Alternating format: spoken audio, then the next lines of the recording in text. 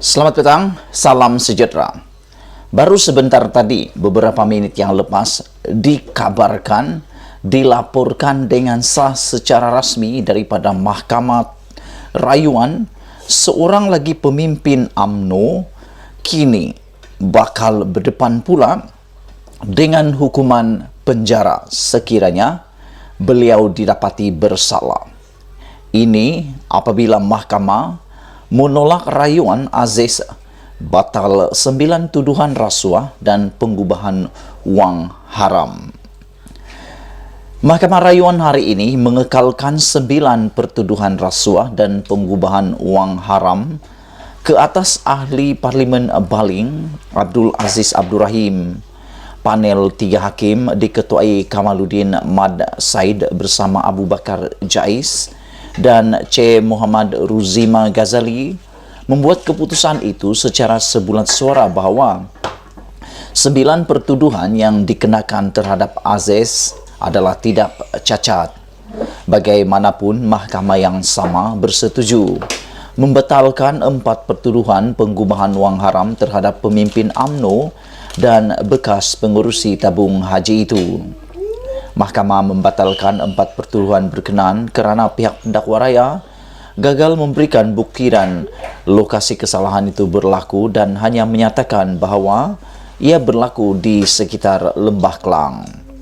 Sehubungan itu, perbicaraan di hadapan Hakim Azura Alwi akan bersambung dan sebutan kes ditetapkan pada 7 September ini.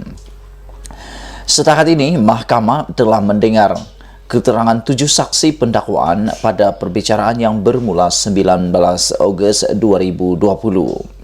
Aziz, 55 tahun, didakwa di Mahkamah Session atas 3 pertuduhan menerima rasuah berjumlah RM5.2 juta berhubung projek jalan raya di Perak serta Kedah dan 10 pertuduhan pengubahan wang haram membabitkan sejumlah RM13.9 juta yang didakwa diterimanya daripada menuju asas sendirian berhad.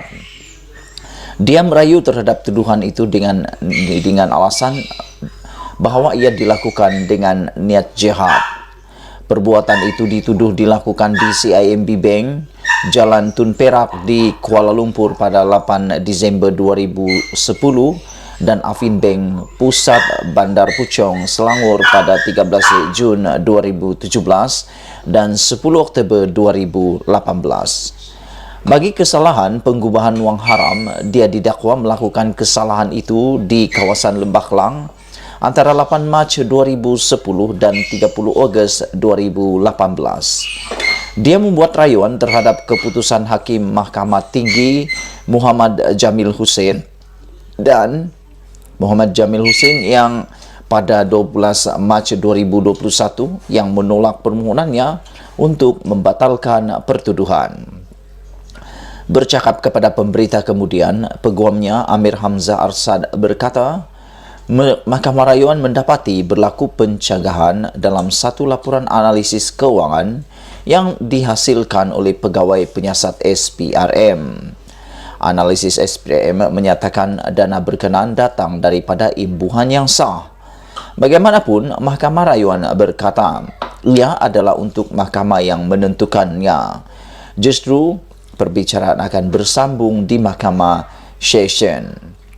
Amir Ashad berkata, ini adalah ketara kerana pasukan peguam Aziz telah membuat representasi kepada peguam negara mengenai perkara berkenaan untuk menunjukkan bahawa pertuduhan itu adalah cacat dan harus digugurkan. Bagaimanapun, peguam negara masih belum menjawab permohonan representasi mereka, katanya. Kami harap selepas dengar nasihat Mahkamah Rayuan, kami harap peguam negara akan pertimbangkan dan buat keputusan, katanya. Kami sudah tekankan kepada AG bahawa ada percanggahan iaitu status wang yang diterima Datuk Seri Aziz. Kami terima keputusan Mahkamah Rayuan. Kami akan bersedia dengan langkah-langkah seterusnya. Kami akan teruskan dengan representasi itu, katanya lagi. Itulah dia, saudara-saudara, para penonton yang saya hormati sekalian, dengan keputusan ini, Mahkamah menolak rayuan Aziz membatalkan 9 tuduhan rasuah ubah wang haram. Saudara-saudara yang saya hormati sekalian, apapun keputusannya, kita sebagai rakyat Malaysia, kita memang menolak sepenuhnya perbuatan khianat, rasuah, dan pengubahan wang haram. Kita mahu menyokong perang menghapuskan perbuatan jenayah mencuri duit politik dan juga tindakan rasuah, dan yang paling meleluasa sekarang ialah pengubahan wang haram ini. Kita berharap apa yang berlaku ini akan menjadi teladan kepada Malaysia, kerana seperti yang telah aku kongsikan kemarin, ada perbezaan yang besar antara pencuri politik dan pencuri biasa. Pencuri biasa, mereka mencuri hanya barang-barang biasa kita. Mereka mencuri barangan kesayangan kita seperti kereta, motosikal, jam tangan, duit kita.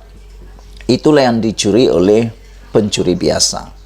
Namun demikian, bagi pencuri politik, mereka boleh mencuri lebih daripada itu. Boleh mencuri masa depan kita, kesihatan kita, kegembiraan kita, pendidikan kita, bahkan perniagaan kita sendiri. Pencuri biasa juga adalah mereka mencuri dengan memilih siapa yang ingin mereka curi, yang ingin mereka rompak. Pencuri terpaksa memilih siapa yang ingin mereka curi dan mereka rompak. Namun begitu, bagi perompak ataupun curi politik pula, yang lucunya ialah pencuri-pencuri politik ini bukan memilih siapa yang mau dicuri, tetapi kitalah yang memilih siapa yang mahu menjadi pencuri politik itu. Kitalah yang memilih mereka untuk merompak dan mencuri kita. Bagaimana kita memilih pencuri-pencuri politik ini untuk merompak kita? Ialah melalui undi kita, melalui pilihan kita di peti undi. Kitalah yang sebenarnya bersalah memilih pencuri-pencuri politik ini. Kadang-kadang kita mengundi, kadang-kadang kita memilih mereka tanpa berpikir panjang sambil lewat. Dengan itu saya mengajak dalam PRU 15 ini, kita pilihlah pemimpin-pemimpin yang terbaik, yang berpotensi menjadi pencuri politik, haruslah kita buang dan kita elakkan. Itulah dia keputusan mahkamah yang telah menolak rayuan Aziz untuk membatalkan 9 tuduhan rasuah. Malaysia kita punya, kita juga sama-sama cintai Malaysiaku. Bye-bye.